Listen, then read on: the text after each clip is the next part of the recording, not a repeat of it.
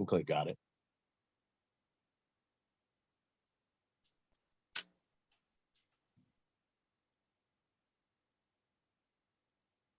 And we are live. Good evening. Hello to anyone in the world, Latin America, United States, Europe, Russia, who is watching us tonight.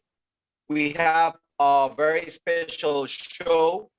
We are the usual suspects, Manolo Sanchez from Pulseo TV, the face of arm wrestling in Puerto Rico and Latin America. My good friend from 98%, Dan the Nightmare Schwarz, and my other brother from another mother from a little up in the States, Pennsylvania, my good friend Troy Taub from Little Arms and the 98% family.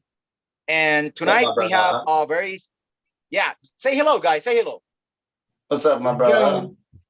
Feeling good. Glad to be here. Yeah. So we have a very special guest tonight. Our friend, Mr. Daniel Schwarz was recently at the Arnold Classic Sports Festival and met up with some people that had developed or are developing a very sophisticated piece of equipment for training that we arm wrestlers look at it and say, this is it. This is the one. This is what we needed. And I would like to introduce to you our new friends, Joe and Kevin from Resistance in Rotation, the creators of the CUBB barbell. Could you guys say hello and introduce yourselves? Hey, what's up, guys? This Joe Kinney. Kevin Purvis. Actually, he's the inventor. I was just the guy that he said, hey, what do you think of this? Awesome. Right place, right time.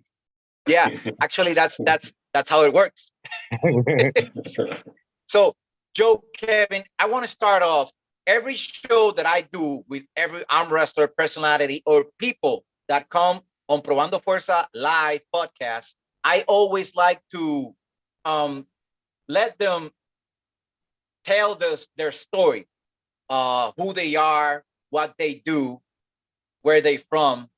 We always love to know and for you to share your story. Sure. So we're based out of Indiana. I live here in Kokomo. My company's out of Peru.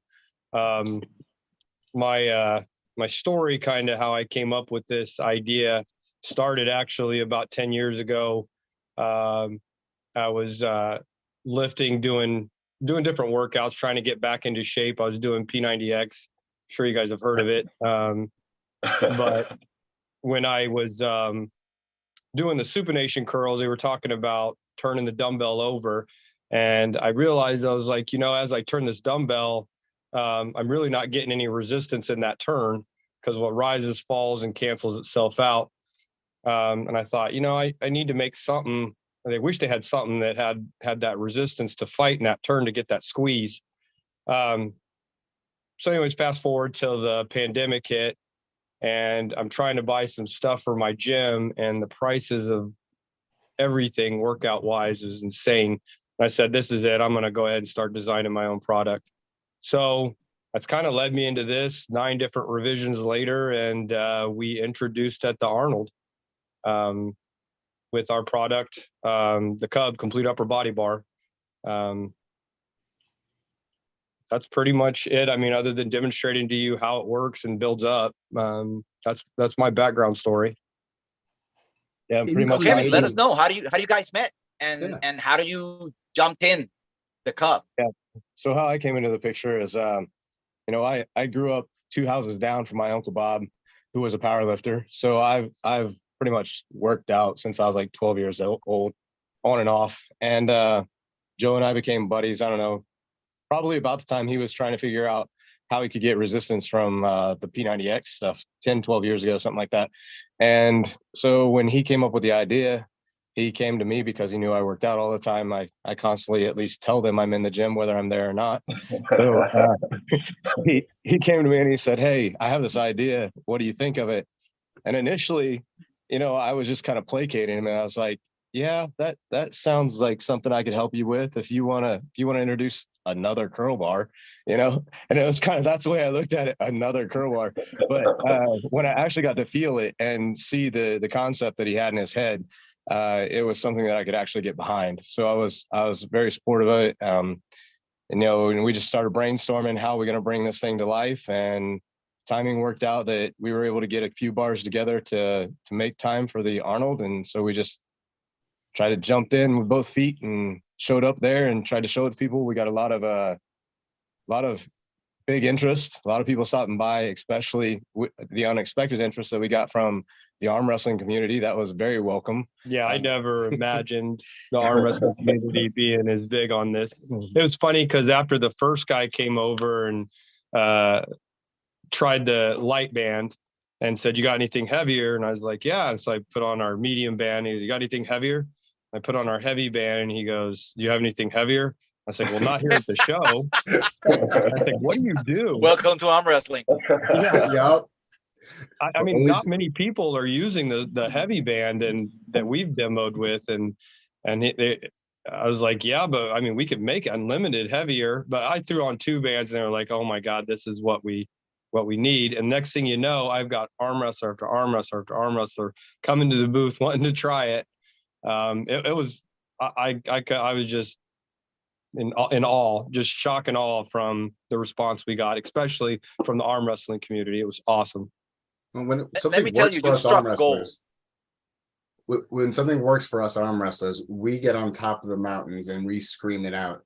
Sometimes we don't, we sometimes hold it a little close to the chest, but something like this is something that everyone needs to be having in their hands. And every arm wrestling training site, every arm wrestling gym, in my opinion, needs one of these just so they can actually A, train right, and B, recover right as well. Nice. That's what we want to hear. We want to get it out there. Yeah, and let me tell you, I'm a powerlifting champion, and I'm an arm wrestling champion, and I'm a West Side barbell guy. So when you see lifting, when you see rotation, and you see bands, you go like Louis Simmons. So I've been watching the videos. Yeah, I've been watching the videos you got on Instagram about the introduction and the movements, and I've just fell in love with the CUBB. You know, because us arm wrestlers, we do a lot of rotation, like supination, pronation, and the usual bars we have available are just like static bars. And with this CUBB, we're like looking like a baby, like, oh, we found it. It's just born. We need to have that baby, you know. And I haven't even tried it. I'm so excited. I'm eager to try it because I know, like, when you get injuries on arm wrestling, it's usually tears, you know, and when you recover from injuries, even when you recover from a hard pull or a tournament or a hard super match, you need that, you know, blood pump into the muscle, and to, like, I find myself doing curls and like moving my hand like that, and it maybe pumps some blood, but it doesn't do what it has to. With this CUBB thing, I haven't even tried it, and I know when I curl and I could use that resistance and that rotation, that blood is going to surge into the muscle. It's like when we were presenting it at the Arnold, everybody that walked up, I just, you know, the lead-in statement for me when I was talking to them was, "It's better felt than told." Like, you can think about how it feels, but until you actually engage and try to get that thing to turn, that's when you realize the engagement that you're getting out of the movement. And something, like I said, we didn't even consider the arm wrestling community when we were developing it. But when people walked up, normally in a barbell curl, you're doing a supination, right? You're turning your hands out, trying to do that curl, get the peak on the bicep. Well, we didn't even consider pronation. So now you're grabbing that underhand grip and pronating up. You know, that was just totally mind-blowing to us that somebody would even want to do that, but it made perfect sense when you think about, you know, the over-the-top motion of the arm wrestling movement. So absolutely. It was, bottom line of that, my point being is, I know you think you really want it, but when you feel it, you will really want it. You'll want it that much more. Yeah, it's that different. It's like when you feel it, like I said, when he brought it to me and said, "Hey, I got a crowbar," I'm like, "Okay, a crowbar." You know, Another crowbar. yeah, Well, it's been out, you know, shoot, what, 40s? It's probably crowbars or something like that. And now we're having another crowbar, but this was different. This was definitely different. Actually, Dan was there and tried it out. Dan, I want you to, if you got questions, because you felt it, you tried it out. So I gotta say, I've gotten in shape over the last 2.5 years from being 270 pounds to now 154, right? I didn't do it in any traditional means, though. I didn't hit the gym. I didn't go do any bench pressing. You know, none of my workouts were in the gym. They were always in my garage, in, you know, my backyard, on a pull-up bar or on an arm wrestling table. But I feel that certain things that I'm lacking were certain, you know, certain lanes and certain angles that when I picked up this thing, picked up the cup, it attacked everything that I'm weaker in. And I was like, oh my God, I need this. I need this style of resistance in my hand constantly so that I can get better. And when after seeing it, I posted this story and I immediately got on the phone with my wife. I told her, I know we don't have a lot of funds right now, but can we make this work? Because I saw that I did a lot of research immediately on it. And I got to tell you, beyond the actual effectiveness of it aesthetically, it's actually quite a really cool thing to look at. But also, if you can see, green is part of the 98% colors, and I'm very attracted to that. So it kind of almost is like, wait, is 98% here? That's what I thought at first. Until as I got closer, I was like, oh no, it's something different. And I fell in love. Yeah, the green was actually pretty funny how we came up with it. So when I was making the pivot pins here for the initial prototype, I was 3D printing them, and all we had got in was by accident some green filament. So we printed it, and it was like, you know, that looks pretty cool against the black. And so that's how we ended up with the green. That was it. Love happy accidents. Yeah. Yeah, actually, how much does the bar weigh without any plates or anything on? How much does it weigh? So because it's modular and you can basically make it into anything you want. And when I say that, you can set the bearing set for your hands for whatever you want. Like this particular bar, this middle bar here, it makes it a 17-inch on center bar. With the middle bar and these two bearing sets all put together, it's 31 pounds. When you add the two Olympic plate bar attachments for, you know, pretty much any other exercise other than racking it in a bench, it weighs 40 pounds, 39 and a half. So as you change the middle bar out and make it wider, like this is our extended middle bar. This makes it 25 inches on center, so you can do lat pulls with it because they all come with a cable attachment. So you could turn this into a cable attachment bar. I mean, and then you got extensions where you can add and you can put it on a bench press in a rack. And again, you can close grip press with it. You can wide grip press with it. It can lift 315 pounds total. I mean, it's pretty much unlimited. What you want is what you can build. And it all starts with these two bearing sets and then the proprietary bands with the bands in it fit on them. That's it. I do have to ask. There is a really big question I have to ask because I see them independently placed. Now, for some arm wrestlers, we do something called pumpkin training, where we're exclusively training one arm, and you know we're only using one arm. Can we use these pieces independently, or do they have to be attached for effective use? So there is an attachment that I don't have here that can be independent. In fact, I'll be honest with you, it was something I was going to be introducing next year, and I kind of kicked it into overdrive because of arm wrestling. And I wish I'm not ready to show it yet, but you guys are going to go crazy over it. You can hook it up to a cable machine, and it literally, you feel like you're arm wrestling. You feel like you're turning it over. I mean, every bit of it is like you're in a competition. It's insane. But yeah, you can hook it up to one bearing set, and then hook that attachment onto the cable machine, and you've got your bearing set becomes what you're fighting to turn over. Yeah, I love that. I just want to jump in for a second, guys. And, just I never got a chance to use the product itself, but I was checking out some of the videos. I'm enthralled in the versatility of this piece of gym equipment. Now that you're telling me I'll have the option in the future to do unilateral and bilateral lifting is crazy. Because, when you go into a typical gym, you've got that easy curl bar and, it's just that angle's locked in. You're locked into your plane of motion. There's no fluidity in the lift. Typically you're just doing supinated sheet curls.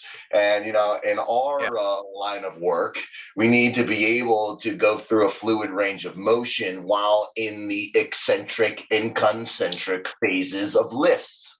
So, if I'm in the concentric phase, I want to be pronating a lot of the times. And then when I'm eccentric, I maybe want to come back and supinate. So the way it comes together with the bearings and how you can, do all the little different, vectors of lifting and, the space is a cool feature. I didn't know that you can widen and narrow it. So it just looks like a great tool for arm wrestlers specifically. I think that's why it's creating such a buzz here in the pod, because we see its potential applications for our specific profession, no doubt. That's awesome. Yeah, and I can see myself attaching to the grips, the fat grips, the arm thing, like looks like the hand on that, and I can see myself paralleling with that. It has like a lot of possibilities that are going to be really, really effective to get people in that arm wrestle is stronger. And by the sounds of it, you don't necessarily need a pulley to attach for it to have effective use of this thing, because I see that those knobs they look like they're slightly elevated. You can probably do push-ups with them, right? Yeah, so we have when you put it together, there's the feet on the bottom, and I specifically added these so that you could do push-ups to get clearance off of the ground underneath your hands. I do a workout where I go from the ground all the way through back pulls, curls, Arnold press, tricep, and back down, just up and down and up. And because you can set this up in a neutral position where you can pronate or supinate, I can do every single movement through that workout without even stopping.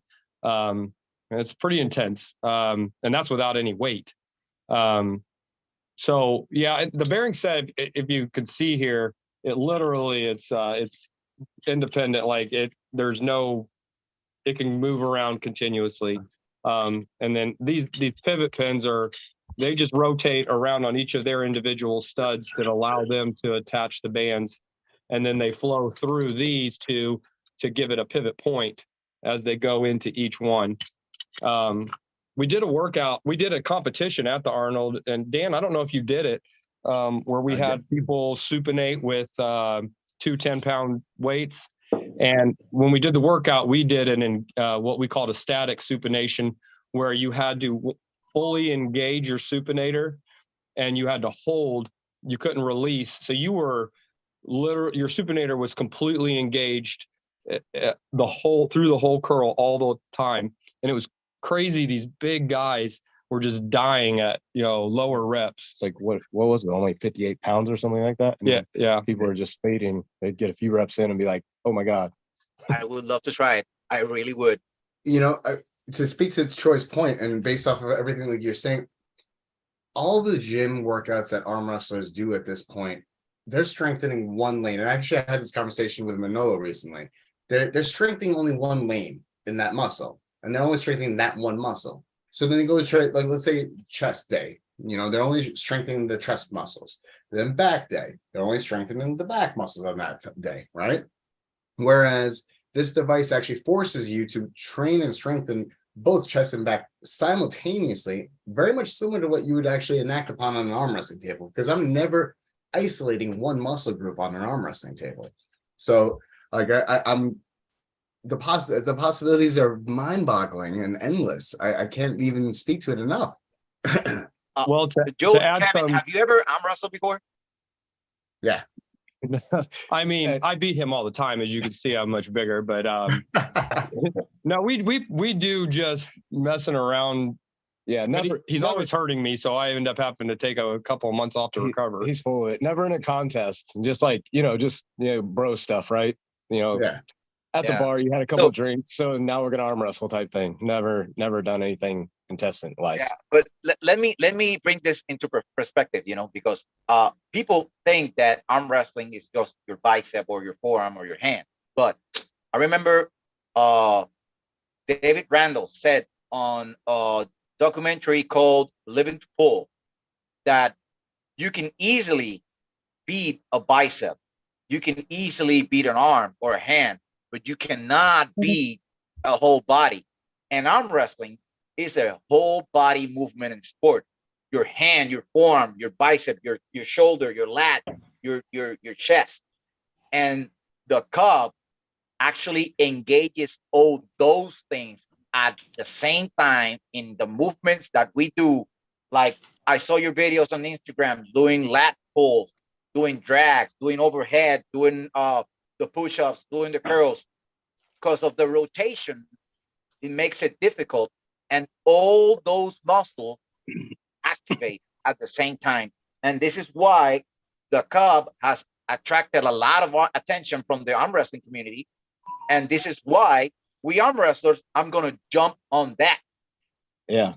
We definitely see why it's attractive to you guys. I don't know how we missed it and coming up with it, but once it was opened our eyes that the arm wrestling community is interested in this, we were like, oh duh, yeah, of course, because I mean that's really the whole premise of the bar is the resistance and rotation, and it's just the extra recruitment for exercises that you're already doing, right? You've mentioned the exercises that we're doing. We're doing lat pulls. We're doing, whether it be a push-up or a curl or a tricep extension or a lat pull down. Those are all exercises everybody already does.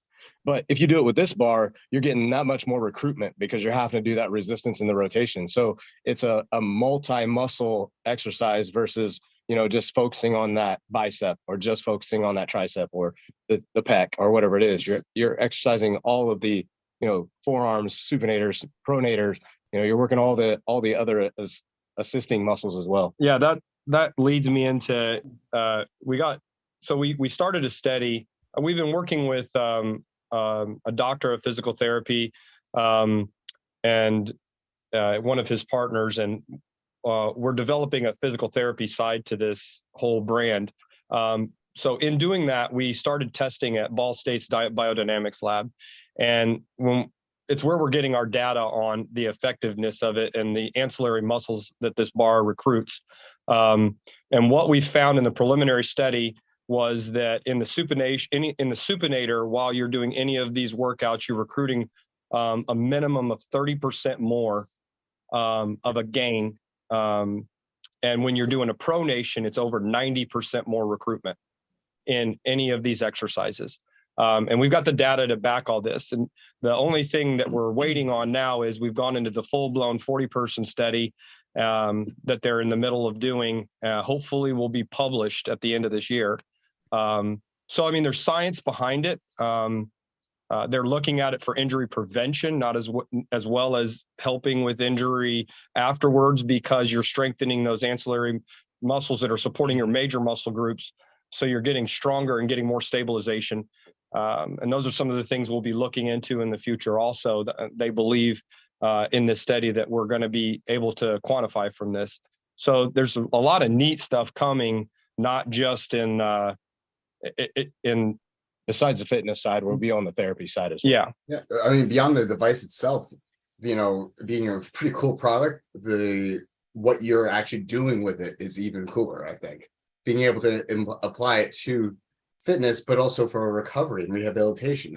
As a massage therapist, I feel like there isn't enough collaboration between the two industries of rehabilitation and fitness, but this is going to really bridge that gap. I'm excited for that. And we appreciate the comment.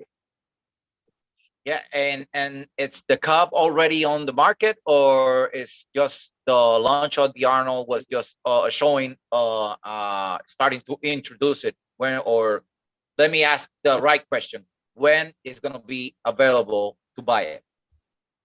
So right now, you know, we're accepting pre-orders. So basically you're just putting your name in line. There's no money down or nothing like that. You put your pre-order in, it puts your name in the queue in that spot of the list. And then we are going into full production in May. We're actually making product now, but as far as assembling all of those different components, like in this modular system, there's over 130 components that go into this bar. When you figure the bearing sets, all of the safety locking mechanisms. I mean, just once you have the bar in your hand, you see what all goes into it. It's very well made. It's very strong. So yeah, May is when we're going to start selling them.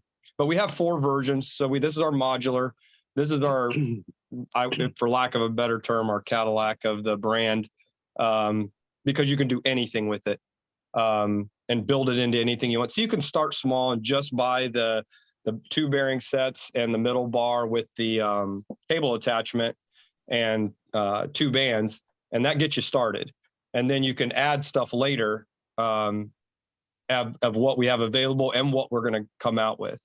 Then we have a version of this that's fixed. So when you order it specific to what bearing width you want, and it comes fixed that way along with 2 of these fixed to the bar. So you can't break it down at all. It's literally going to stay in that bar configuration for life.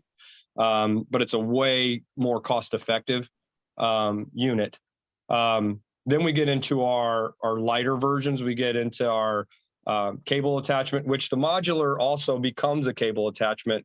But we have, like right here is our light version. It weighs under 10 pounds. These have allow you to add resistance bands to the outside. Dude, I like that one better. So this one would be very good for like traveling. If you wanted to go to, you can take this to your hotel really easily, you know. Absolutely. And it's the exact same bearing sets. You put your cable attachment on it, and you can throw it on a cable machine and lift 300 pounds if you can. And you can still do your push-ups. You know, it's still got the stand on the bottom. You can do all of your exercises with this except Olympic weights, basically. And then we have the cable attachment version that doesn't have these outer cable attachments, and it doesn't have the feet because you're always going to have it on a cable machine. Gotcha. It's the most basic, but exactly the same bearing sets, and that's our most cost-effective version. But you use all the same bands in all of these, so because they're the same bearing sets. So we see this one assembled because that's the one that's the fixed unit. How quickly and easy is it to assemble these units? Can you demo that for us? The modular system? Yeah.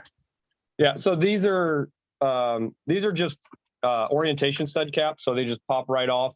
Okay. They fit the exact same way that the so he's being modest, but he actually engineered this proprietary locking mechanism as well. So you're going to see how slick that is. Yeah, I couldn't find anything out there that was strong enough for what I wanted. So, and I needed it to orientate the 2 bearing sets very precise. So I ended up designing my own locking mechanism or orientation mechanism and adding the locking mechanism so it can't come apart on you. But so basically you have a locking pin here. You just depress this, and then you have it's a washer. Well, it's a thrust washer here that's forced forward. It just spins inside. I don't know how well you can see it, but that washer will slip over to this orientation stud. So it's just like that, and then locked. Now I'm locked. So if I unlock it now, it cannot come off the bar because I have to depress this locking pin. So if accidentally this comes loose over time, it can't fall apart on you. It's impossible. It keeps it advanced. So once you release that, then it can come off. So just like that, I'm locked on this one. Come over here.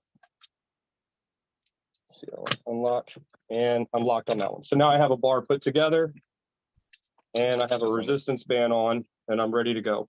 That's so quick. That's so quick. And then same on the outside. It's the exact same thing. I love that. I can put the extensions on. So I can put these on, or I can change out the middle bar and make this wider. But then my cable attachment is also really easy. If I want to add this, I just slap my cable attachment. was first. Yeah. Just the cable attachment here, just slide it over. It's like a Put C my, clamp. and there we go. Oh, it looks just like a C clamp. Oh my god! Wow, that's awesome. That But is all awesome. of the bars have that spot in them to put that cable attachment in. Very good. All the middle ones. Jay? It's Wow. I'm biased, but it's really slick. I mean, like I said, I've seen a lot of crowbars, a lot of bars, and a lot of gyms, and it definitely has its own niche. It's got its own merits for certain. Yeah, it looks like pretty heavy duty, well made components too, guys. Do you guys have any sort of like shelf life on these components? I mean, is this thing made with a lifetime guarantee, or So talk a little bit about how the construction and how it's put together like that. So the bearing sets are die cast aluminum. They're made up of 3 components: an inner bearing, the main bearing housing, and the bearing cap.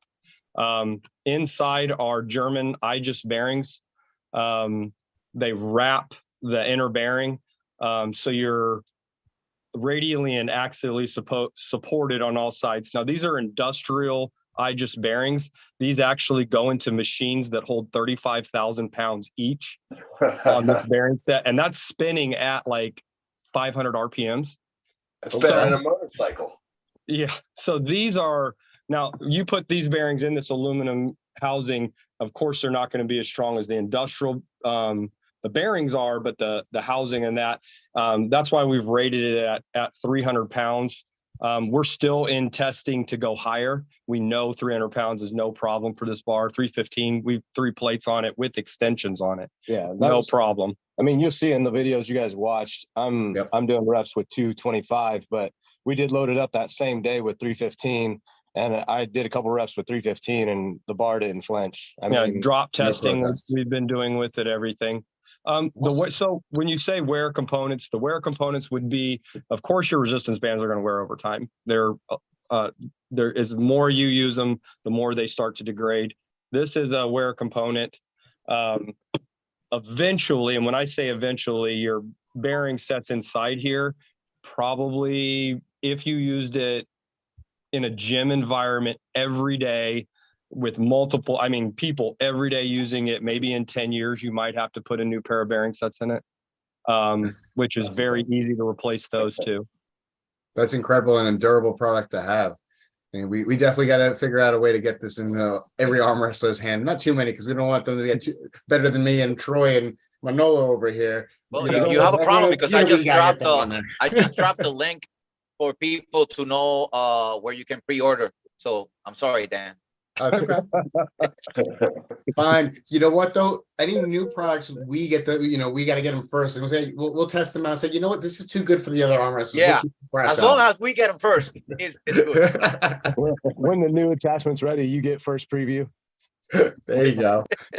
And see, guys, we're the arm wrestlers are different. We're not like power lifters. We don't drop the weights after we get done. We place them down gently. So, but hey, it's good to know that it's made solid in case we want to drop them. That's what I was thinking. It was dropped at the Arnold multiple times. It can handle it. Yeah, it looks like we don't drop it, but I was looking at it, and it looks tough and durable. So Yeah, it's definitely over-engineered, built like a tank. But my background is in engineering and automotive, so I'm making millions of parts a year for cars and commercial trucking. So when I went into this, I was like, I'm going to get to diversify, but I was like, I'm building this thing like a tank so that it can take it. I could speak to the durability. I feel like I could throw a stick of dynamite at this thing, and the ground around it would be crumbling, and it would still be standing. I didn't pay him for that comment, by the way. I love this product, and I haven't even tried it before. So Well, we got to I'm get one really in you eager to guys' try it. hands. We got to get one in your hands. Absolutely. Yeah. You Because guys have any questions for once- us? Yeah. Yeah. So again, we're kind of new to the sport. Well, I am. I mean, I've watched YouTube videos and I've been amazed. I know I didn't stand a chance against these arm wrestlers, but I still was amazed by it, and I love the fact of its growth. So what got you guys into the sport? So for me, I actually participated in an arm wrestling competition back in 2019 at the New York State Renaissance Fair. Got second place with no formal training, and then life happened in between that. COVID happened, gained a whole bunch of more weight, and was just morbidly obese essentially. I couldn't run with 15 feet without gasping for air, and it took me trying to teach my son how to ride his bicycle, and him coming up to me and saying, "Hey, we'll do this when you're feeling better one day," to kind of say, "Nah, I need to get better in shape. I want to be skinny. I just want to be skinny and strong." And I remembered I like the arm wrestling thing. I looked into the community, local communities nearby, used something called ArmBet, which is kind of like Tinder for arm wrestlers. And we got connected, and literally it was within 2 months, I was hosting practices, had 2 or 3 tables in my garage, and a whole bunch of people from all over Long Island coming over for practices. That's awesome. So you said, did you say you were 270? Yes, sir. 270 and dropped down to like what, 165? Is that what you said? 154. 154. Wow. Wow, dude. That's a bit of a weight that's, cut. that's an accomplishment right in itself. You know, the weight classes in arm wrestling really gave my weight loss journey purpose and goals and a number to actually attain, and a level of accountability that I put on myself tenfold. And without that, I probably wouldn't have done what I've done with the sport of arm wrestling, to be honest. Well, I think I caught in a previous podcast that you took 5th at the Arnold this year too, right? Yep, I took Awesome. 5th at Congrats Arnold. on Thank you. that. Troy, tell them your story. How you got into the sport? Well, I was just a fan of fitness in general, foundational strength. I love HIIT training. I run a bounce house rental company. So my tag on Instagram is Bounce Fit. So I have to have like overall foundational strength. I do a lot of CrossFit movement patterns where instead of a giant tire flip that weighs 450 pounds, I gotta flip a giant bounce house that weighs 450 in and out of trucks. Or instead of farmer's carry, I'm carrying sandbags. So that's how I kind of got my basis of fitness, and then just being a fan of fitness and getting into the gym and I did my typical gym bro routine, push, pull, legs, more like push, pull, rest. But, that's how I kind of got into working out and stuff. And I just hit the ground running. I just love this. Was a few years ago. And then suddenly I came across a clip. I think it was during COVID or something like that. And, I just got the bug. It's different. Arm wrestling, it's like once you get bit by the bug, like that's it. The guys understand, it's like you can't put it down, it's more addictive than any probably drug known to man, is once you get bit by, because there's all this world of intricacies. Like I have a buddy who owns a BJJ gym, like Brazilian Jiu-Jitsu, and he finds arm wrestling fascinating too, just because of the crossover, because they're doing different grips on lapels and different tiny little movement patterns, so there's crossovers in the fitness world, so I think it would be pretty cool, for not only arm wrestlers to see a product like the CUBB, but people in doing MMA or BJJ or whatever. I think it's gonna have an impact across multiple mediums. So I'm excited for you guys. But I'm sorry, I'm kind of rambling on, but that's kind of how I got my interest in arm wrestling, and and I'm glad I had a chance to talk about the product with you guys for a bit today. Well, to tell you my story. Yeah. Yeah, go ahead. No, when he was bringing up MMA, it was funny because I had all these athletes coming up and talking to me at the show, and one of them was a gentleman out of Las Vegas that wanted me to bring the bar out for UFC fighting for his group. Wanted me to show them the bar, and he's like, man, I could just see this being so beneficial for us, for throwing people, for turning over a punch, and I'm just sitting there mesmerized, like, yeah, whatever you want, I'll bring it out there and show it to you guys.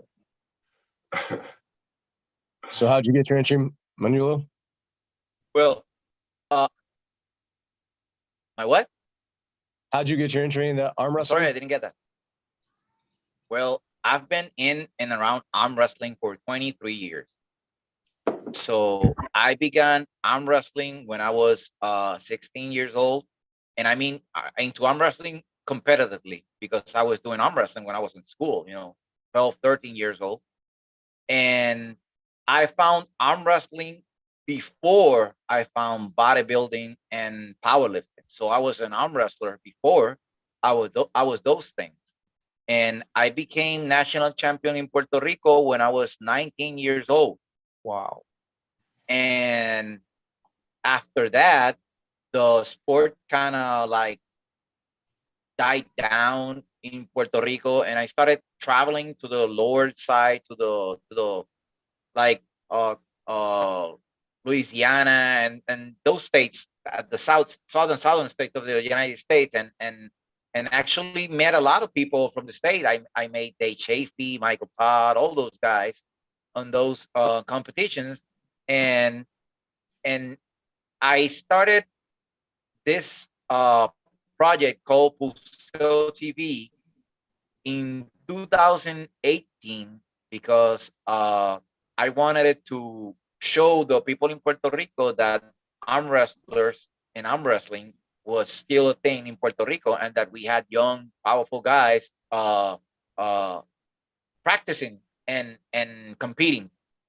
And the original idea was to showcase the sport so Puerto Ricans can see it, but like Jesus said, nobody is a preacher in their own town. And I started looking and reaching out to every Puerto Rican I could get a hold of in the United States that was practicing the sport and competing in arm wrestling. And that's the way I got to know Dan, the Nightmare, right here. And we connected and we hit it off, and we've been helping each other. And I've connected with a lot of people around the world, the United States, and then Pulseo TV broke the barrier of 100 by 35 miles. That's Puerto Rico, and I spread to Latin America, to all arm wrestlers in Latin America, and that's actually the biggest audience I have, is the Latin American arm wrestling community and the United States. And we've even have connections and friends from Europe, from Dubai, England, Scotland, Germany, Russia. I have made podcasts between Puerto Rico and Puerto Rico. It's a Commonwealth of the United States, and I've done podcasts with a transmission going from Puerto Rico to Dubai and Moscow, Russia, Chechnya, and England and Ukraine. I've been around. I've reached places I didn't think I was gonna reach. And my platform, Pulseo TV, is not monetized. I don't make a single cent out of this. I do this because of my love for the sport and the arm wrestlers themselves, and I help everybody I can to rise up, even if they're an athlete, if they're a promotion, if they're an arm wrestling club, anybody I can help, and such as yourself, a product. You're kind of, I think you're the first one, a fitness product that has been on my show, and I love the opportunity I have to help you guys if I'm doing so, and I hope I do. And being with us tonight, you're not just opening the market on the United States, you're reaching Latin America and Europe, because people from around the world watch this small channel on YouTube, and I have many good friends, and I'm really glad to have you guys over and to be the first to have you showcasing your products, because I know you're going to be very successful, and you have struck gold with the arm wrestling community. And from the arm wrestling community, you're going to grow even bigger, because like I said, I was an arm wrestling champion. I've done strongman, and I was just looking at your bar, and when you were doing overhead presses, I was watching myself doing log presses, and even getting stronger by using your product, because the engagement of the tricep in the rotation is even better when you just push the log up, or even do over the head presses, you know. And the potential this product has in the fitness community, you guys are going to explode all over. And I'm really glad I've been blessed to have you guys over and help you guys get out there, because I'm telling you, you struck gold. Arm wrestlers love this are going to love this product. And my friend Gravedigger from Michigan Arm Wrestling is watching us, so you already have an audience from the Michigan State arm wrestlers wanting to know more about this. And we have had our friend TJ and our friends from different arm wrestling clubs in Puerto Rico watching us, because they are really interested in your product. And I'm really happy I could help you. And I really thank you for being with us, you know. Well, I want to say I'm really humbled by that. You know, we're starting out. I've invested everything. We have zero return right now because we've not sold one product, but we've done tons of testing. I mean, years of testing. And I'm really humbled by this. I thank you so much. I can't tell you how much I thank you. Yeah, I mean, we're hearing you guys say that we. Well, I thank you. Like I said, I We thank can't you hear you. because I Manolo, know. hang on. I believe Kevin's trying to say something. We had a call coming in. Yeah, Sorry. we lost you there for a little. Can you repeat it? We lost you for a little. Yeah, so I was just saying, you know, Joe was saying how humble he is, and I was just tagging on that to how encouraged we are as well. I mean, because we've heard you loud and clear that there isn't a product out there for arm wrestlers that can basically, you know, help you guys not only in prevention of injury and things, but also in strengthening for your sport. So we're highly encouraged in the messages you guys have shared, and your generosity in bringing us on your podcast. Obviously, very grateful for that, and very complimentary of you, man. That's impressive. You started this thing in 2018, you said, and I running for 5 years now strong. That's pretty awesome. And the audience that you've reached, we're just grateful that we get an opportunity to reach that audience with you. So thanks for bringing us along. That audience, just so you know, they're probably all foaming at the mouth, waiting for this right podcast now to end, and they're gonna put their phones down and sending their emails. So you might, in the next 48 hours, get a flood list of emails and names coming down the line. So we're hopeful for that. We'll take it. We'll take it. It's a good problem. Listen. Right now, we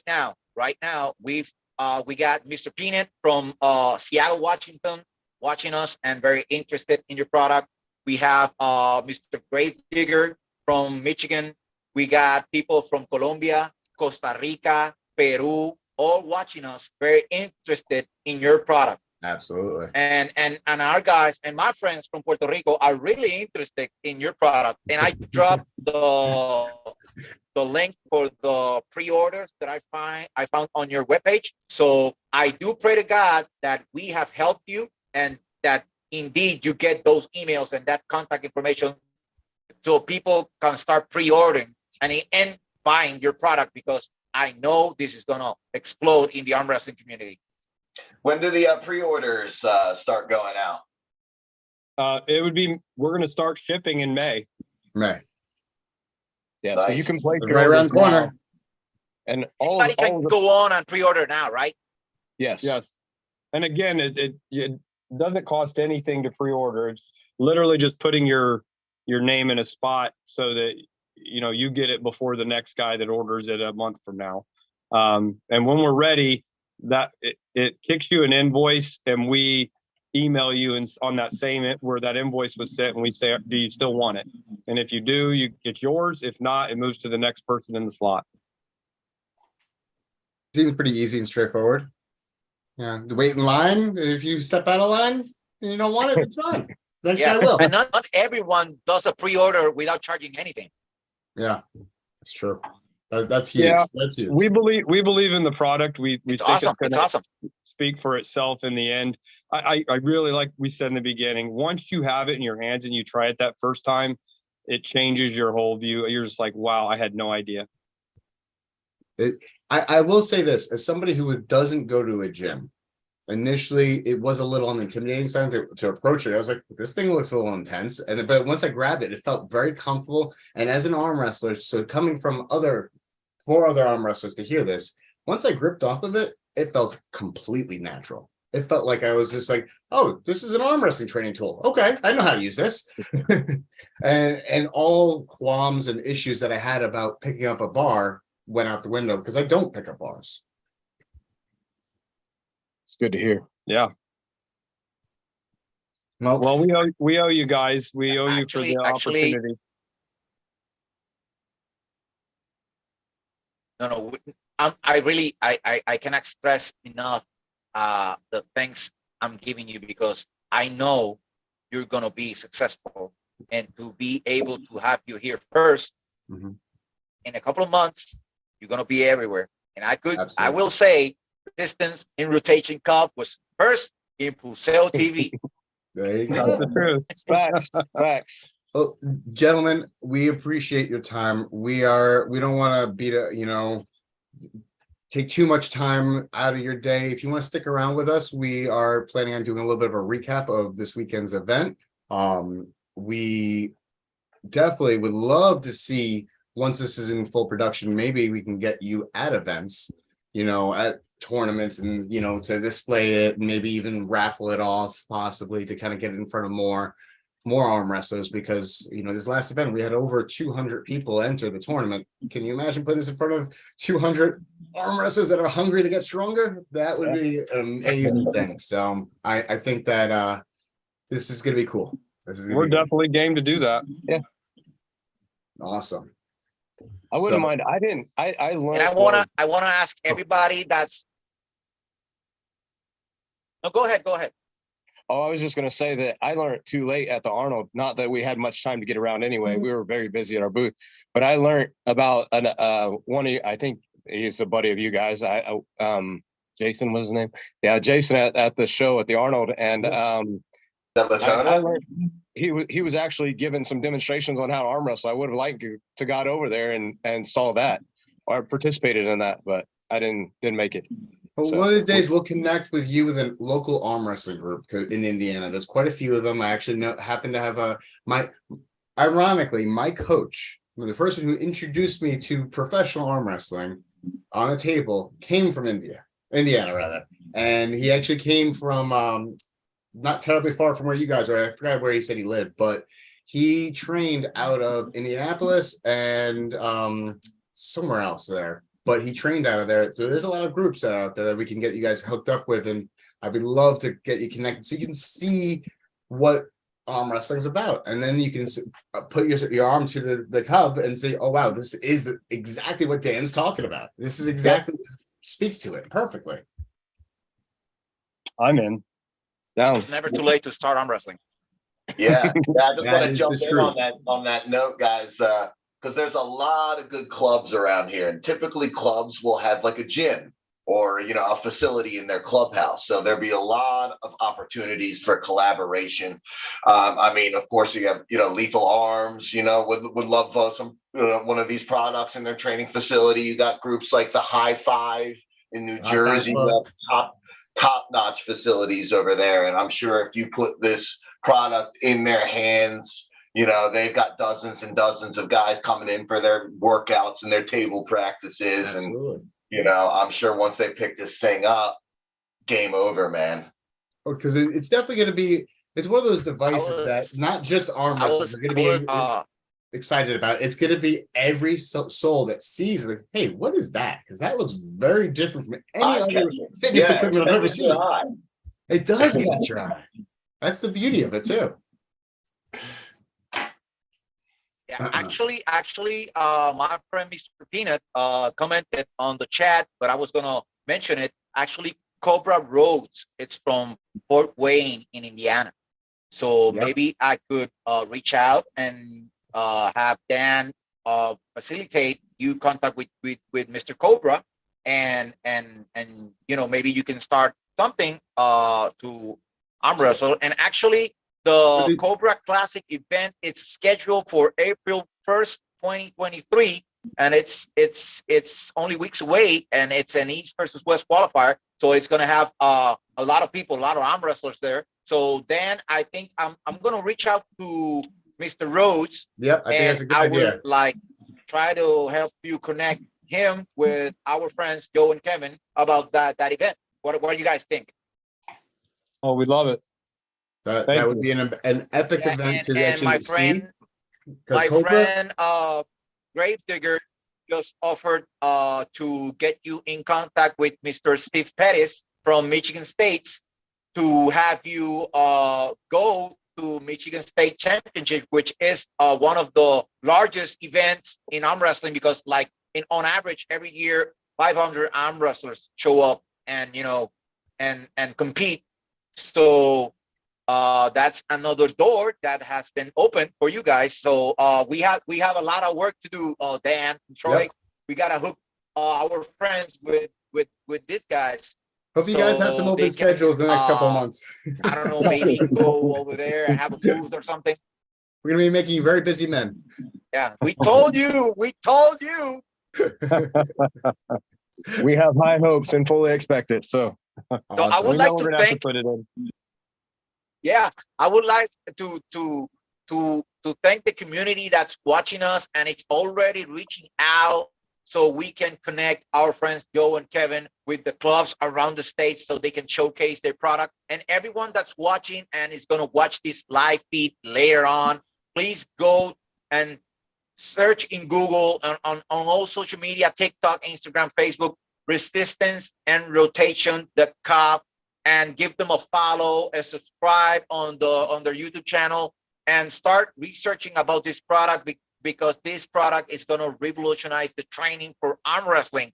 That's just arm wrestling, beginning with arm wrestling. I believe this is going to be an impact on powerlifting and strongman too. But as we are arm wrestlers, so we believe the arm wrestling community is going to start with the boom with this product. And I'm a man of my word, and I will reach out to these gentlemen that are trying to help us or help you with your product, and to have every arm wrestler available to be able to try it, see it, and get interested on it. I have my work cut out with you for me, because I will contact all these people, so my friend Dan can give the information to you, and you can hook up with them and try to do something that can work for you. Thank you so much. Definitely appreciate it, Manolo. Yeah. Dan, Troy. It's been a pleasure and an honor to speak with you, gentlemen. Pleasure. We look forward to connecting further down the road as you guys grow, you know, sport grows. Anything we can do to help, just reach out. Yeah, you let us know. We'll stay in touch for sure. Yes, definitely. Yeah. You guys, good luck with the rest of your podcast. Yeah, Thank you. I got a 3-year-old. Yeah. I've got to go. Family first. We get that. Yeah. Gentlemen, have a good evening. Enjoy and thank you. Family first. Go take care. We're going to do a little recap. Yeah, thank you for being with us, and we'll keep in touch. Anything I can do to help you guys, just let me know. I'm gonna watch the second part of this tomorrow. Awesome. Thank you. Thanks, guys. Cool.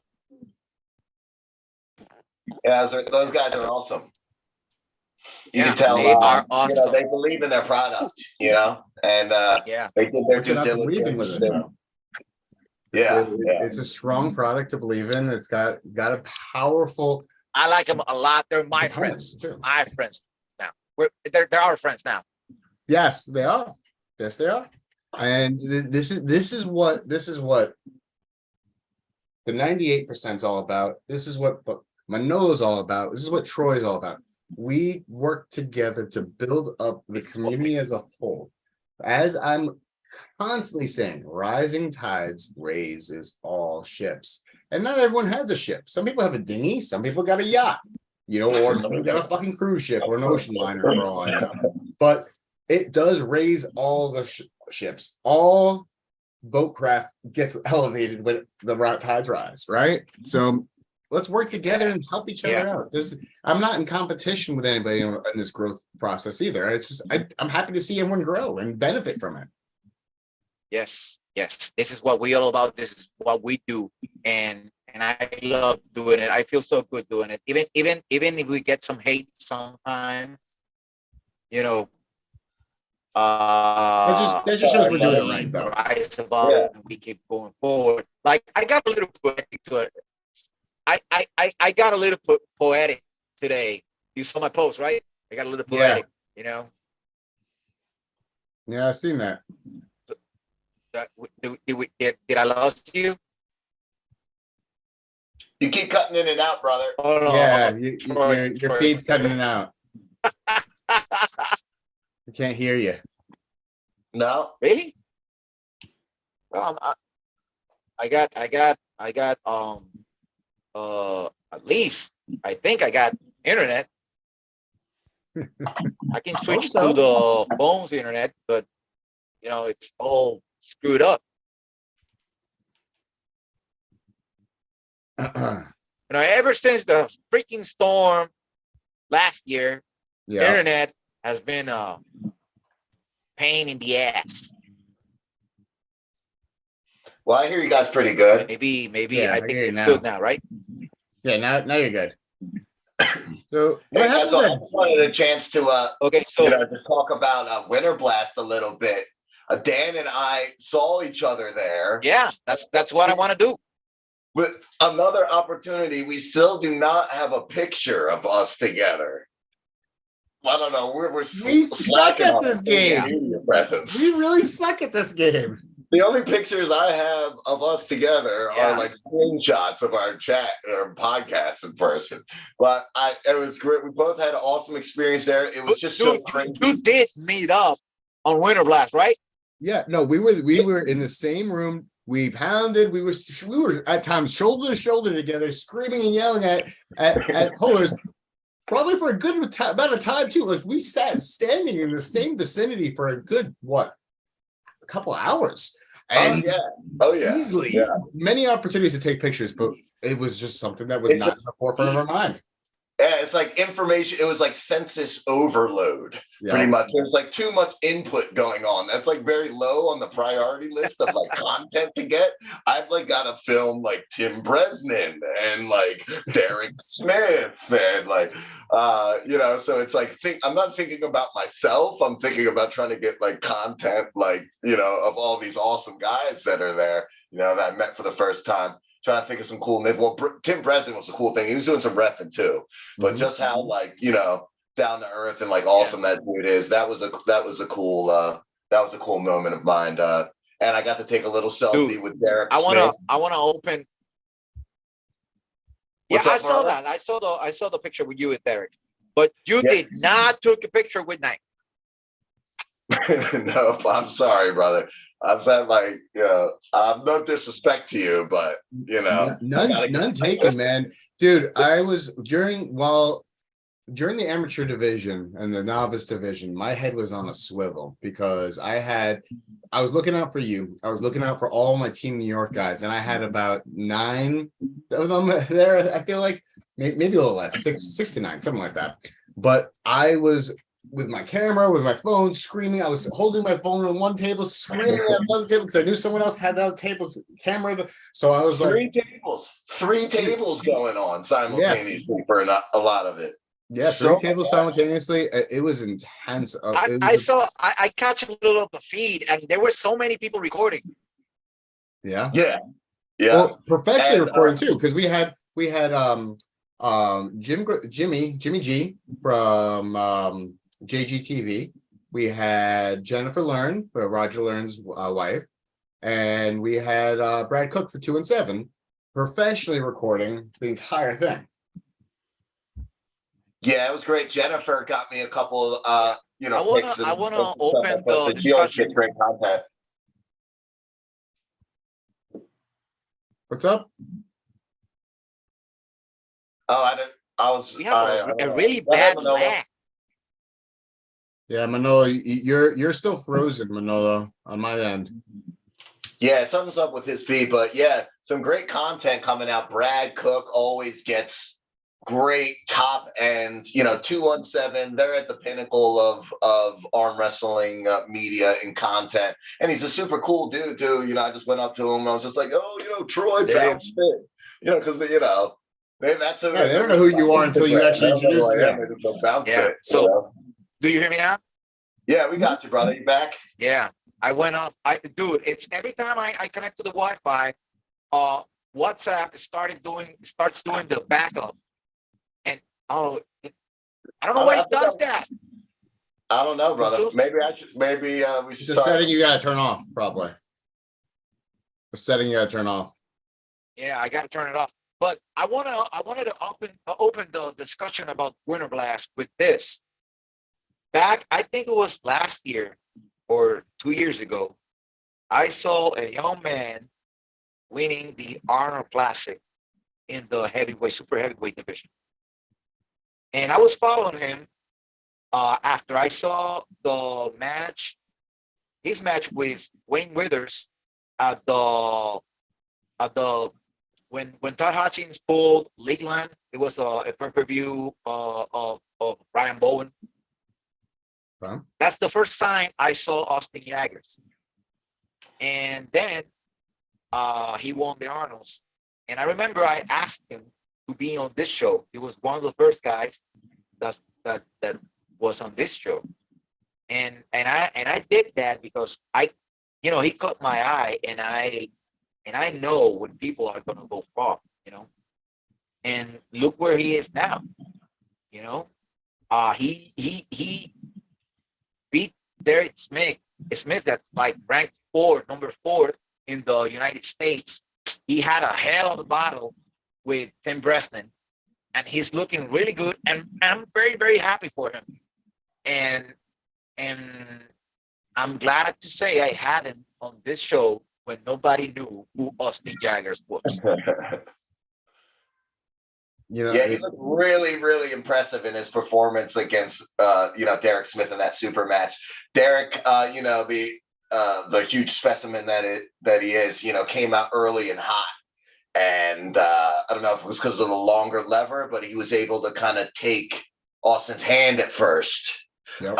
But Jaggers really stuck in there, and he started to throw the shoulder in there, and he was kind of going through like a flop press. And I don't know if it was just the will or if Derek was starting to gas out there later on, but Derek could not finish him there with the top roll. And he through will and determination he brought it back, and it was quite the battle for sure.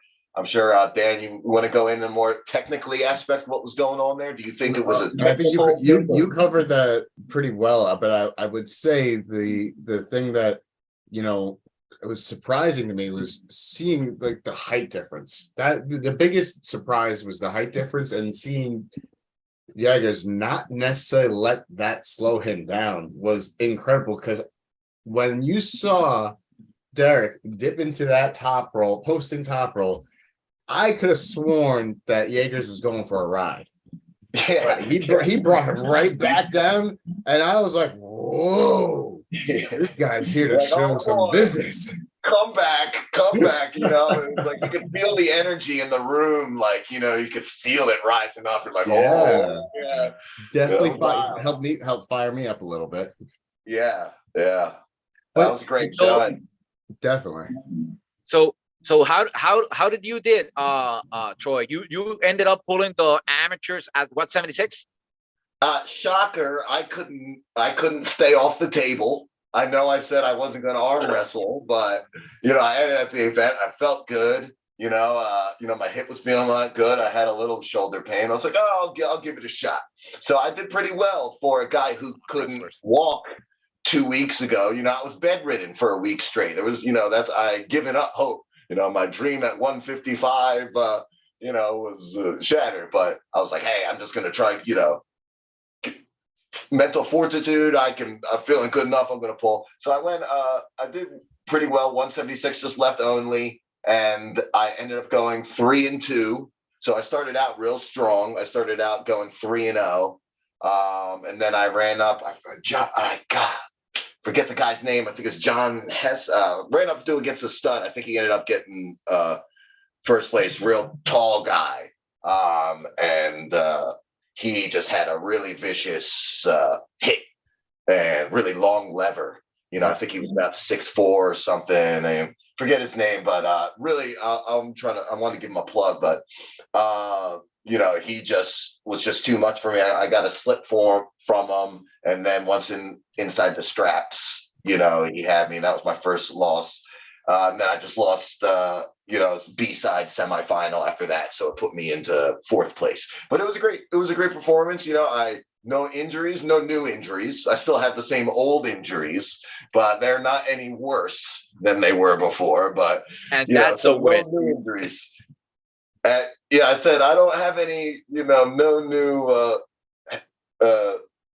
hardware, just you know, heartache. You know, but I'm just. And that's a win. That's a win itself. No new injuries. It's a win. That is absolutely right. Yeah, it was a great experience. You know, I'm happy. You only pulled that. There was more pullers in my class at Winter Blast than there was at Nationals. So you could tell by the numbers that were there. You know, well, on the percentage basis, you know, on finishing in the top percentile, just because there were so many pullers in my class, I still feel like I had a respectable showing. So, you know, you did well. Your class was stacked. You pulled did right and left. Well, man. No, I didn't do right because of my right hip. You know, I still can't plant off my right leg, and you know, my hip hinge feels weird, and I didn't want to put my right hip into the table, you know, and mess with anything. So that's why I wanted to do left only, since I'm still dealing with the hip injury on the right. So, but it was good because I can only pull one way. Once the switch is flipped, I go into, you know, like fire up Hermes Gasparini versus Levon mode in my head, and I can only pull 100%. So it's, you know, when you have poor technique like me, that's all you can do to get a W anyway. But I just love getting out there and just pulling hard, and, you know, I just love the sport and just giving it my all. And I'm glad I didn't get hurt. I'm glad nobody else, none of my brothers got hurt. I'm glad everybody at Lethal Arms who pulled there, nobody got hurt and had a good performance. I want to give a shout out to my buddy TJ Trout. It was his first tournament. He did good in the supers. So when you're pulling with big boys in the supers that are 260 plus, and you know, I think he finished 7-3 or 7-4 and took like 4. He did really well as well for you know, overall left and right. But yeah, so lot of good pullers out of Lethal Arms. I'm sure. Dan, did you have any new guys that was their first tournament? Yeah, I actually had oh no, wait. No, everybody has had one other tournament. This was their first big tournament. They never experienced a tournament this size previously. Most of them experienced the New York arm wrestling style tournaments, which are of late haven't been very big.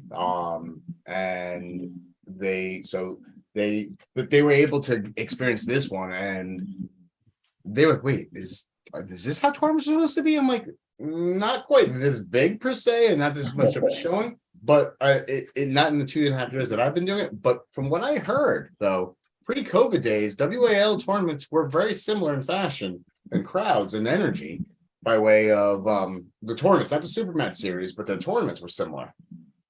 So I think we're getting back to where we were, if not better, than pre-COVID days. Yeah, and Dan, how did you do? So today, I've been reflecting on it for the last 2 days, man. I first want to talk about the team, how my team did, and then I'll talk about how I did.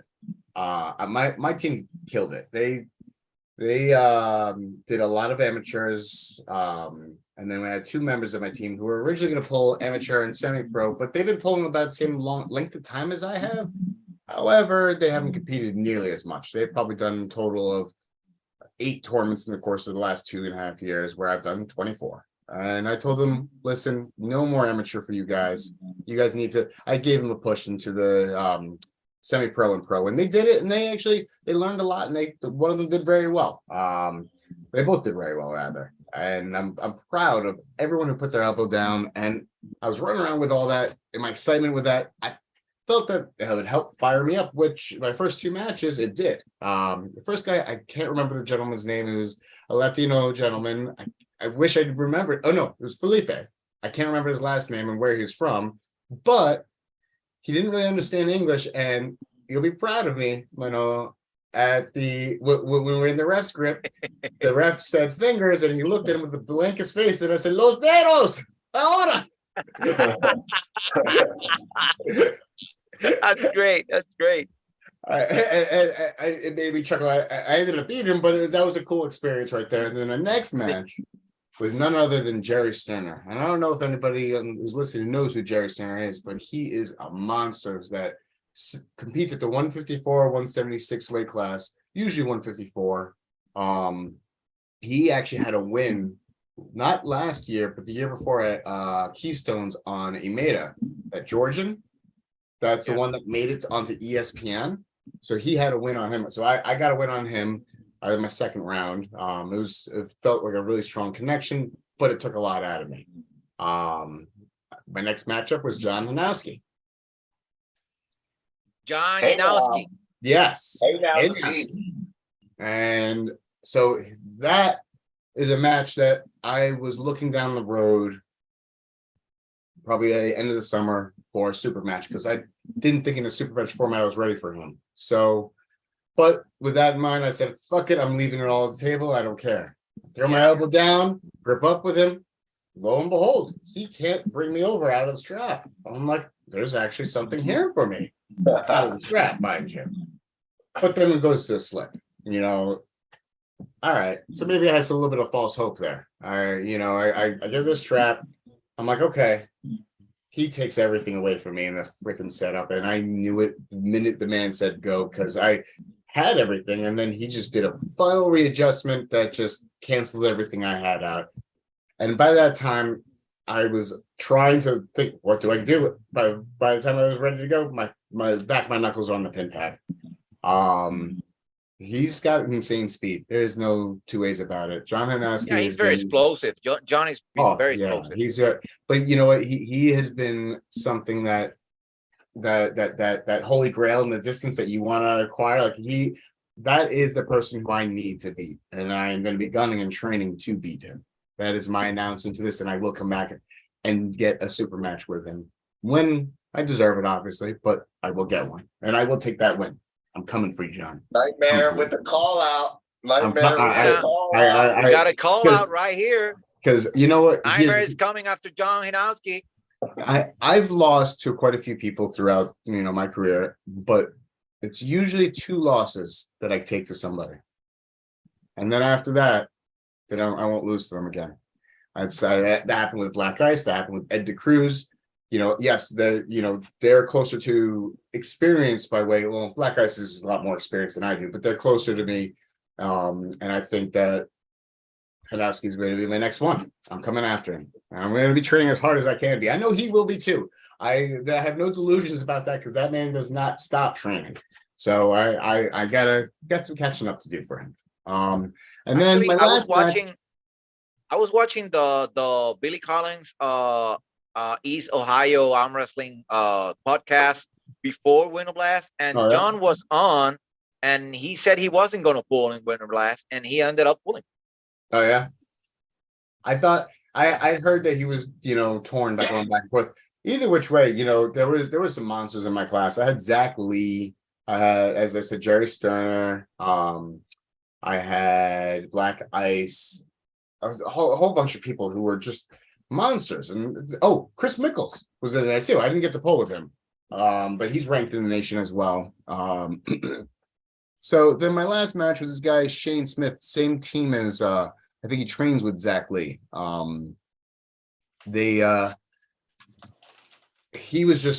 He outmatched me, outstrengthened me. I just had no more juice in the tank either. At that point, I was exhausted. I learned something after this tournament though. as I've lost all this weight and gone from being over 250 pounds plus to 270 to now 154, when I'm competing, I need to eat more. I need to fuel up because I literally did not feel, it wasn't that I wasn't necessarily awake. I was responding. I just didn't have the strength to actually respond. Like I didn't have my body wasn't responding on all cylinders like it normally would have, like it did the previous two matches. I was ready to go and smash, and I was able to, I had the right setup. I was focused. I was alert. So Yeah, I'm going to eat better. being in a caloric and doing a cut and being in a caloric deficit puts has a impact on somebody's physiology that I didn't really quite even appreciate till I cut the 154.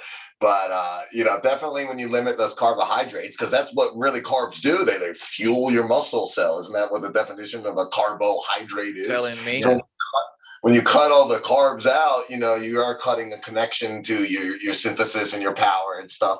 And it's weird stuff too. Like my metabolic system wasn't like, normally I run hot and I was always like cold all the time. Like I was wearing like 2 pairs of socks, because when you eat food, it's when you're in when you're anabolic and not catabolic, your body is like churning and burning, and there's like a metabolic energy, and you're like hungry every 3 hours, and you're putting down those 4 or 5 meals a day. It's not like that when you're on a weight cut, and I could totally feel that in just my general well-being and I guess my power on the table, I guess as well. And I will say, it was my first time doing a doubleheader tournament. I just the week previously was Arnold's, and so I've never ever done that prior. So if I'm going to do something like that, I should probably train up for something like that a little bit more, which I didn't. I went through my normal training route and my training routine, thinking that I can just extend it a little bit. So this was definitely much more of a learning experience than anything else. Humbling. Pickles at the window. Humbling. Some of them slid down faster than others. It's always a humbling sport. Oh yeah. And all we can get out of this is we learn to get better. And like I was telling Kevin Palco this morning that arm wrestling has the logic of Dragon Ball Z and Saiyans. You're talking my language now. Yeah, like the closer when you fight and you get close to death, you get better. And the harder the struggle, you get stronger. And that's the arm wrestling community right here. That's the arm wrestling world. Once like Dan just gripped up with John Janowski, he already felt it, and he has a ball. Next time it won't be the same, And that's the way arm wrestling works, That's why we have to practice and touch hands with everybody we can. Grip up as much as possible. That there's no replacing arm wrestling training than arm wrestling. There's things you can do to complement it, to further yourself along, but arm wrestling on the table, you can't get better at it unless you do it. Yeah. And how was the turnout this year? How many people showed up? God. How many inscriptions? 200 plus people showed up. I think I just saw a post from James Reed. I think that was pullers too. I think that was just pullers, not just people. Yeah. Oh yeah. That was just the pullers. It wasn't even the number of entries. So 223 pullers were present. Now I can tell you right now, about 8 people that I was standing around were pulling at least 4 classes. That's 8 people. Can you imagine that if half of these people pulled at least 2 or 4 classes? That's a lot of entries. Yeah.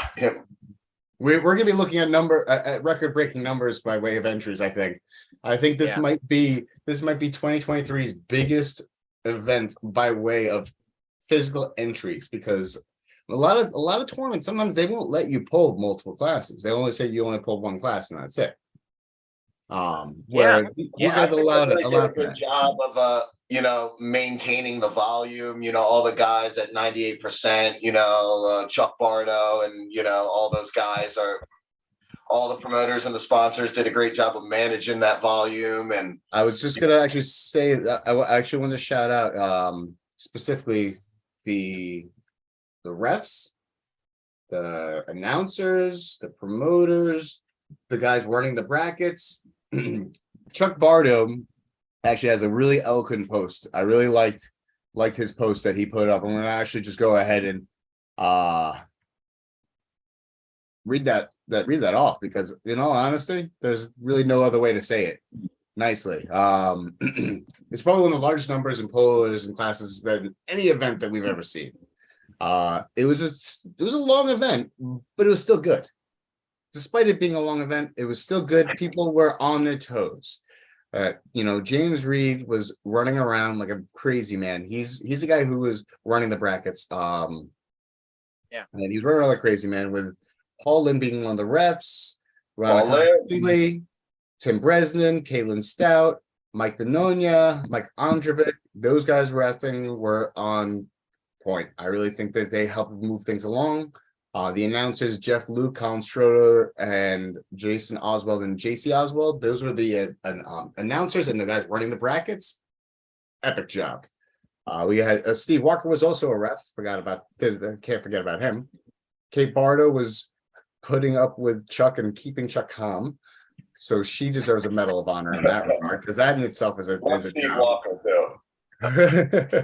Steve Walker's the hype man. Oh my God, Steve Walker! Hype man. If you've ever been to a you haven't been to a tournament until you've heard the words "First Explode" screamed into your ear, deafening your, cracking your eardrums. You haven't been to a tournament yet. He's the most massive, powerful man that I've ever seen in my entire life. The guy's wide as a house. Oh my God, yeah. There's no worry about any fights between guys on, when. Oh my God, he controls the table. That's his table. You're on his table. That's not your table. It's his. You may own the table, but it's still his. He's great. And then Ryan Grondin, who pretty much brought all of this together. Ryan, 98. I mean, with the help of Ryan Grondin, Josh Berger, Dave Shell, Dave Shubich, pretty much the Chuck Bardo. These guys are the 98 guys. These guys are the behind the scenes that put in the footwork to get the promotions out there. Couldn't have done any like this. Would have been impossible to do. Now, the last but most important, I really got to say, because while they put in all this work, all this time and invested and whatnot, that takes its own toll. But we need money to make these things happen, right? Yeah. Wrong finger. There we go. These guys right here, the sponsors. Oh, we got God. Arm Assassins. Dude, I'm amazed that Arm Options. Gods, all the way from Ireland, Yep. sponsored the event. They sponsored the event, and they really, really did an amazing job. They sponsored not only just the event, but they also sponsored Evan Burgoyne's travel as well. So they helped secure, helped us out with the live streaming as well, and gave us a lot of platforms to work off of. I know Jamie Pagliari, the Philly sports guy, he helped with that too. This tournament was a true example of a collaborative effort being put into practice. Different organizations, different entities working together for one common goal: Winter Blast.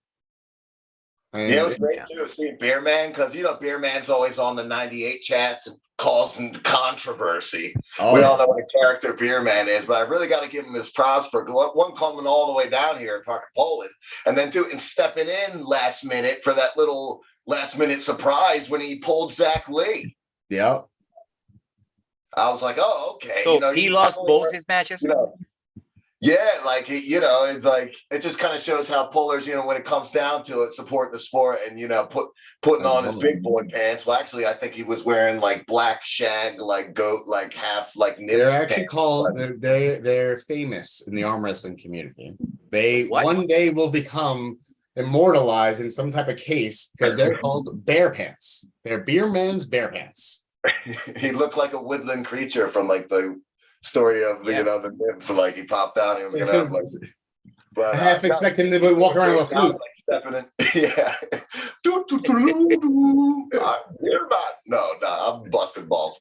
But but I'm trying to give the guy respect, and you're making me turn into a joke about him. But You know what though? Joking on him is respecting him. Sure, but yeah. I mean, what else can you do? Super entertaining, you know. He's all entertaining guy, and he, stepped up and pulled both those super matches to pull the back. It was a cool thing of him to do. It's a great experience. Yeah. So overall, it was a great event, and I'm happy for that. I'm sorry to jump you off. I just thought of something I want to forget. I met another cool guy who's big in the arm wrestling community there. His name's Ryan Turner. And he runs a big channel. He's a real cool guy. He was just doing some spots with Engin for East vs. West. So I just kind of wanted to give him a shout out to him. I was at his booth, and he's a cool channel and to network and stuff. Where I would check his content out on the YouTube. I think I've heard of. I heard that name before. He's good. He puts out good content and really good content. I think he follows Full Sail TV, and he leaves comments from time to time. Oh yeah, I think that's where I know the name from. Ryan Turner, you say? Yeah, Ryan, RYAN, Ryan. And someone could drop a link in the chat or something, but he's got a channel here on YouTube. He's a cool guy. If anyone can look up the channel and just drop the link, because I think I know the guy. On the name of it, I know it too. He's a Farmers and Farm. He polls. He's a poller as well. But I know just because I stumbled across him, I'm like, oh, he was just did some video about like East vs. West with Engin. I'm like, oh man, I go check it out, and he's got quality stuff on his page. So it's just like ever evolving. You think everybody in the scene, and suddenly somebody else pops up. It's like you can't. There's so much content. Just talking about how massive the event was. Like I even still haven't gotten the opportunity to watch all the pro footage from the lives. I came home Saturday night, and then I had to work all day Sunday, doing bounce house deliveries. And like, I've even still got to review, and then I watched all the amateur tournament, which was, enough to go through. And I still got to go through and see all the pros. So I'd love to talk about, if anybody has some info on like finish on the pro bracket. I'd love if there was a spot online where we could see like posted brackets and like review, who placed and stuff like that. Do you know if any of that stuff is available on any of the 98 stuff there? Not yet, but we will be seeing that shortly or soon. I think that they just have to enter it into like a document of some sort. Okay. So I'm very curious to look over those brackets. I tell you, I want the analyst is chopping at the bit to take a look at that stuff. I actually got a pulse on this one. Just so you know, Manolo, it's the Arm Wrestling Pulse with Derek Smith and Ryan Turner. They actually just started a collab with each other, which is kind of cool. Oh, sweet. Yeah. And he also runs, it looks like he runs armwrestles.com. Yeah. Derek Smith has his own separate YouTube channel. I don't know if they're doing it. Is that just like a collab thing they're doing? Yeah, it's a collab thing they're doing right now.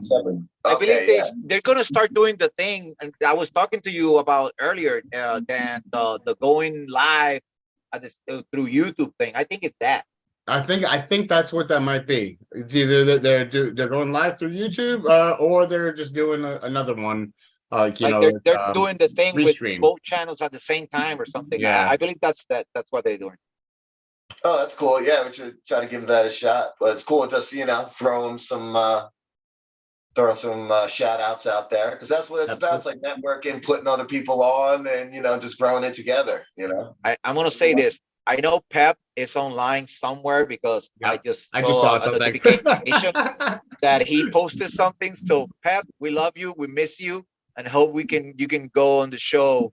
You can come on the show sometime and troll people about anything, because I know Pep was sick, and he was even Well, in literally, his videos, just wants he you was to sounding think like he just he wants you to was think he's sick. Really, he was at Winter Blast pulling in the 240 yeah, category. maybe yeah. But he He was said he there was the know whole who sick and time. Pep is? he needed bed rest and stuff. That's just what he Uh, wanted you to think. He was just throwing you off the trail. That's why you wouldn't expect him to show up. That way he wouldn't have to wear the gorilla mask. I always try to like he posted his videos, and I always try to comment something funny. I don't know if he gets it. I hope he gets it's funny. Trying to be funny. I'm sure it's entertaining. I'm sure it is. He gets it. like the video he posted about that Hermes bicep was huge, and then he realized it was the referee's head. Yep. That was hysterical. I was gold, man. I was gold. That was awesome. That had me in stitches. So guys, Good. we said we were going to do 1 hour, and we are closing in 2 hours. So Oh Yeah, you wow. want to wrap it up Yeah. there? Yeah, let's wrap that up then, I think.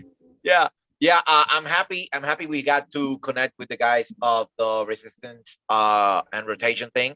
And Dan, I'm gonna reach out to Steve Pettis and to Cobra, so you can hook them up. Before you reach out to Cobra, hold off on that one for a little, Okay. for a little bit. I'll explain to you in private. Okay, cool. Alright. But Great. at least I'm gonna talk with Gravedigger. Yeah. To open the That's fine. channel so they can go to Michigan State and stuff, and you know, just to help them get out there, you know. Absolutely. So Great. thank Before you. we hop off, guys. Yeah. Before I just wanted to bring up one thing before we hop off. Thanks again, guys, Manolo and Dan for speaking with me today. And I just wanted to mention that Lethal Arms, Paul Lynn, organizing an East vs. West qualifier that's coming up the next month. That's going to be the big event on the East Coast. I just wanted to shout that out. You know, James Reed, Michelle Dugan. That's the one on the 15th of April. Yeah. 15th of April, yeah, it's going to be in Utica, New York. That's going to be a huge East vs. West qualifier. There's already I think Noel Nunez is going to show up on that one. Oh, really? So, you know, Winter Blast was great. Guys are going to be gearing up for that next one to see who's going to turn up. The East vs. West qualifier. Don't know. That's what I'm saying, Troy. I think Noel Nunez is going to show up on that one. Oh, Noel is. Yeah. Yeah, that's what he's saying. Oh, man. At least that's what he told me. Okay. Both brothers or just him solo? No, just Noel, because Sadiel is already qualified for West Virginia. So Nice. Noel's gonna be the 198, right? yeah, 198. He's got his work cut out for him. I know quite a few people that are gonna be gunning for that. Who's gonna be do you guys know who's gonna show up on the I have a good 98s? idea. I mean, Jason Murillo, I would expect to show up, definitely. I would say oh my god, what's that guy's name? From upstate. Well, what's another guy's name from upstate? Why can't I remember his name? Grimaldi. Michael Grimaldi might show up. I don't know if you know that. We love you and we missed you on this show. We gotta hook up. Oh, hey, what's up, Zil? We gotta hook up and just do something at some point, brother. We miss you. And we got Matt Flip at 198. Matt Flip is another one. We have some monsters who are lurking on the 198s. Paul Talbot might even be at 198. Ooh. Yeah. So we have some monsters that are lurking around in the Northeast that may have not been so active in tournaments of late, but they're definitely this is the type of thing that would bring them out of the woodwork.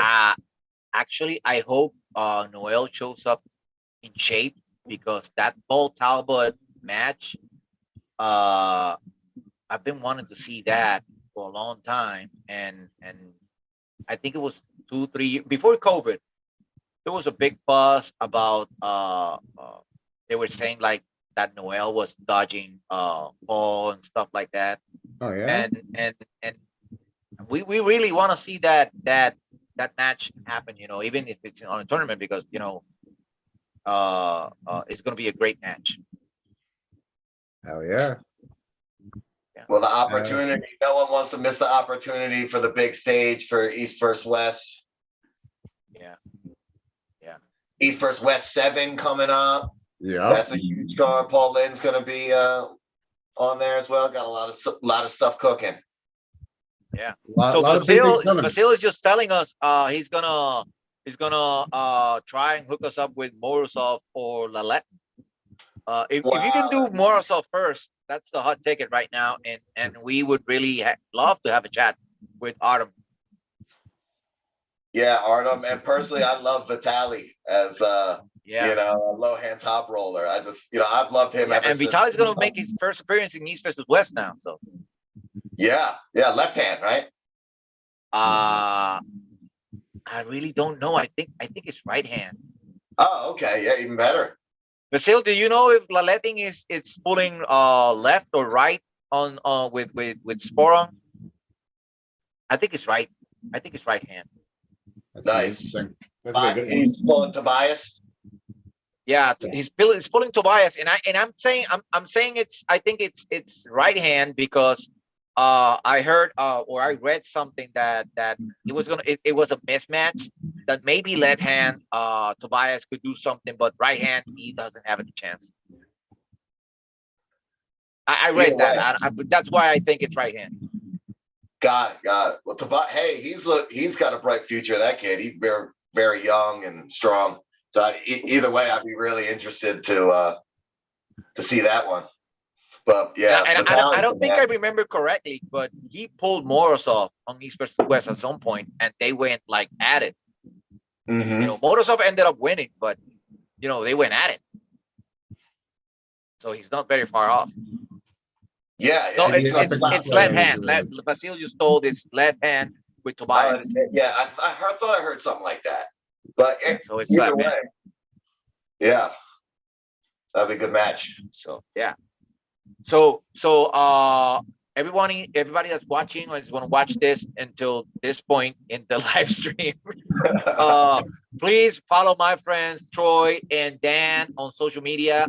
Subscribe to Nightmare's channel and subscribe to Pulseo TV. Keep helping and reaching out to anyone that could help the sport of arm wrestling. I'm always available to help anyone from anywhere if they want to get out there or whatever. I help everyone any way I can, and Dan too, and Troy as well. So You're the man, brother. Always a pleasure. We're gonna end it up here. We're gonna wrap it up here. You want to say something else? Thank you for having me on again. Thank you. Thank you guys for part of the family. You got to be on. You know what? I appreciate just hanging out with my chosen family. That's what I'm thankful for.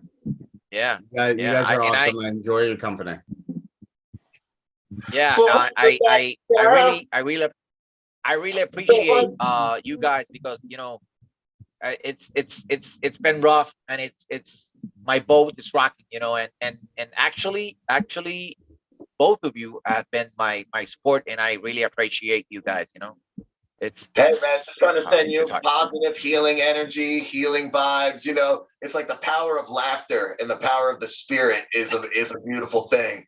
And we were talking about the mindset before of and staying positive, and it's true. And laughter is the best medicine. So if anytime you got my goofy ass to laugh about, I'll try to say something ridiculous. It doesn't take too long before I say something inappropriate. So in honor of Vasil that it's watching, we're gonna do a bicep flex for Vasil, and we're gonna go off the air. Do double bicep flex. Vasil, you can screenshot. You can screenshot the bicep shot and do a post or something. Hey, love you guys. Take care. See you in the next one. Okay. I'm sure we'll talk soon. In about 20 minutes, we'll be DMing. Yep. Yeah.